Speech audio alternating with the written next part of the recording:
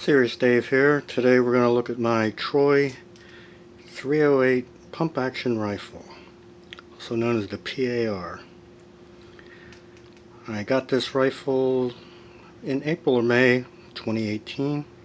I'd originally been looking at a 308 bolt action rifle since I have a couple of semi-auto 308s already and I'm a 308 guy. When I came across the Troy, I decided to go with it. The only real disadvantage compared to a bolt action is if you're shooting from a rest, you would have to lift the rifle up off the rest and the target to work the pump. Overall fit and finish is really nice. Troy makes a really nice looking rifle. And I got this online from Bud's Gun Shop, which was recommended to me by my local FFL dealer who was going to do the transfer for me. And I'm glad I did, because I went online and these rifles list for $8.99 MSRP. Most places sell them for high 7s, low 8s. But Bud's had it for $600. So I jumped on that deal. And I'm glad I did, because just out of curiosity, I went online the next day to Bud's, and it was up to $800. So I don't know if they just made a mistake, or it was just my lucky day, but I think that was a hell of a deal for $600. So we're going to look at the rifle starting at the front. It has what Troy calls their medieval muzzle brake. Looks pretty cool. Has this meat tenderizer texture on the front. I wouldn't want to get jabbed with that.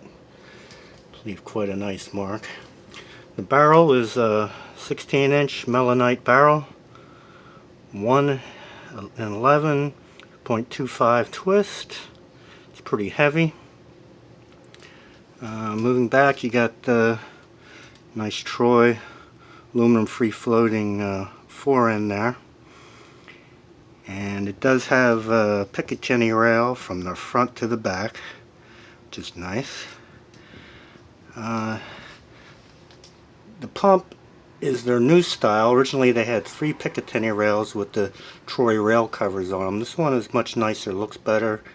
Has the little protrusions front and back to keep your hand from slipping off. And the 308 rifles don't come with sights. It seems like their 5.56 rifles do, but the 308 rifle doesn't. So I decided to get some Troy battle sights. They have a large selection, folding, non-folding, low profile, different colors and styles. I went with what they call the HK type front sight. And even though it's open on top, it is similar to a HK91 type front sight, which I'm very familiar with and I like. So I went with that, and even though I don't have optics on this rifle, I went with the folding sights. Makes it easier when transporting or just putting it out of your gun safe. You won't get dinged or banged or damaged. And the rear sight of the Troy folder has 2 apertures. You just flip it. Very nicely made. The non-folding sights run about $50 a piece. The folders are going to run you about $100, but I think they're well worth it. So I'm not running optics on this rifle, so for the parts of the rail I'm not using, I got these Troy rail covers. They slide right on and lock into place. I actually got this multi-pack from Troy. Have all different sizes, so whatever you have on your rail you can usually mix and match to find what fits for you, and they come in different colors, of course. I wanted to stay with the black theme. Moving back, I didn't put a sling on this. There is a sling swivel on the buttstock, nothing on the front, but I was afraid a sling might interfere with the pump, so I went with this Tacfire carry handle. It's very inexpensive, goes right onto the rail, and it looks pretty cool. Moving on to the receiver. You see there's no charging handle, not needed. No buffer tube in the stock, not needed. It's got a nice flared mag well, and it has a Troy pistol grip, has 3 different textures of stippling around it. Feels really good. It's got a little trap door in the bottom for storage. Safety selector, typical AR, as is the mag release.